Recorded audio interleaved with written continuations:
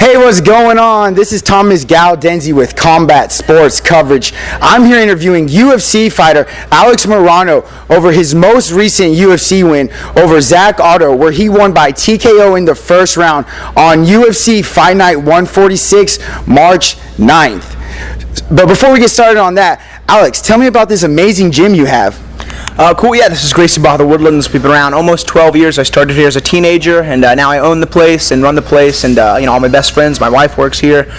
I'm here every single day for over a decade. Love this gym to death. And can anyone come and join your team? Do they have to be a UFC fighter, or is it for everybody? No, I'm the only UFC guy here. Hopefully Jake will be joining me soon, but no, we have a lot of members, a lot of kids, big kids program, so anyone's welcome to join. Oh, that's awesome. And speaking of Jake and your fight team's been doing a lot of great things lately, and I know you have a fighter that's going to be fighting, I believe, this Friday night, and I just want to get a little bit about that and your fight team. Yeah, I have two guys. So Jake Heffernan, he's the co-main event. He's fighting Eric Silva's younger brother, Gabriel Silva. That'll be cool for the co-main. And then Cameron Graves is fighting another Brazilian guy. And Dana White will be there. So both those guys have been training their butt off, and we plan on getting some spectacular finishes. Definitely everyone needs to make sure to check out that fight. Both those guys will most likely be in the UFC sometime soon. They're phenomenal fighters, and they're very big prospects, especially out here in Texas.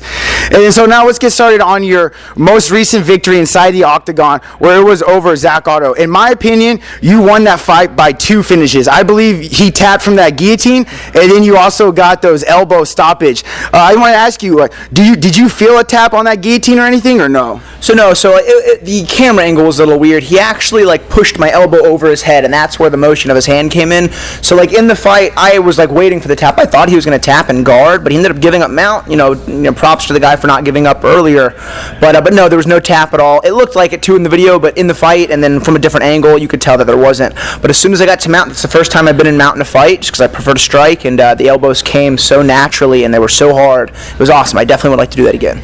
And there's another thing that you mentioned in another interview I saw after your post-fight that I loved it. I thought it was brilliant. You said that you do with your fighters, you guys do a medal system with the way you guys finish. If you get a TKO or knockout, I believe you said it was gold, a silver for some sub, and then a decision is bronze. How did you come up with that? I think that was brilliant. So that's just kind of a fun theory that I've been having in my head for a long time. Anytime, especially starting with a jiu-jitsu base, you go into a tournament with the goal to win gold, not just to win a match, not to make the podium, but to get first place. And I've always been I started as a fan. I started training because I was a fan, and as a fan, watching to see the knockouts was the best thing. So that's what we would strive to get the most, and that's kind of altered my style. I think I'm going to change a little bit now and do some more grappling now that I had some success with it. But yeah, I like that. I like the mentality a lot. So do the fans. That's awesome. Yeah, I loved it. I thought it was brilliant. I think a lot of other coaches could use that because if I was a fighter, that would definitely help get me motivated to go look for that finish. And I also wanted to see, who do you want next to fight? You're right now on a big 2-fight win streak inside the UFC. Your last fight is coming with a good first-round finish. Who do you want next for your third win streak, hopefully? I've never been super picky with opponents. I've actually agreed to fight everyone they've ever offered. I've taken a lot of fights short notice that people don't know about that didn't follow through. So I really don't care. I'm sure whoever they offer next will be agreeable. They actually offered me 2 fights right after this one, but I had to get an injury checked out, and thankfully it didn't need surgery, but I'm doing some pretty serious rehab right now. So if I could choose, I would love to go brawl with Deigo Sanchez, but I'm not going to super push for that if it's not going to happen. Really, whoever, I'd run the Nico Price fight back. There's a lot of fights I would like to take in the UFC. Yeah, I would definitely love to see you challenge Deigo Sanchez. You both have that great mindset where you both go out there for finishes. You guys aren't out there to point anybody. You guys are going out there to finish. You guys want to finish, and you guys are violent, aggressive fighters, which I think that would be a great fight. I'm a big Deigo Sanchez fan. I loved him on Ultimate Fighter, and I feel like you guys would make for a great fight. But speaking of Nico Price, that fight got turned to a no contest. Is that a fight you maybe would want down the road? Yeah, I've thought about that for a long time. I actually really like Nico. We were hanging out a lot in fight weekend. His finish over Tamines was crazy, but I enjoy watching him fight as a fan, and I would absolutely love to run that fight back. That one was a lot of fun. It was very competitive, and yeah, there's a lot of really cool matchups. And you don't seem that huge for 170 pounds. Have you ever thought about maybe cutting down to 155 pounds, or you think that's just out of the question? No, so I'm at like 185 right now. If I was maybe like 5 or 10 pounds lighter, it was possible. But like even when I cut to 170, I'm still 15 pounds away, and I feel drawn out when I make the cut. So it would just be such a miserable lifestyle. And honestly, like, I know Zak Ottow was a little like he had some muscle on him, but he didn't feel stronger than me at all. There was actually only one fight where I felt overpowered, and it was when I fought Baby Monster. And he was, even a little shorter than I am, but just like jacked to the max. And no, I'm very comfortable at welterweight. If they had a 65-pound class, that'd be perfect. But I'm not even pushing for that. The weight cut's easy at welterweight. You see these guys coming up from 55, knocking out these big welterweights, man. There's definitely a trick there. So. Oh yeah, definitely. Those fighters been doing good. Speaking of that, we have a guy, Kevin Lee, 155-pound, who's moving up now to 170 to take on RDA, which I think will be a great fight.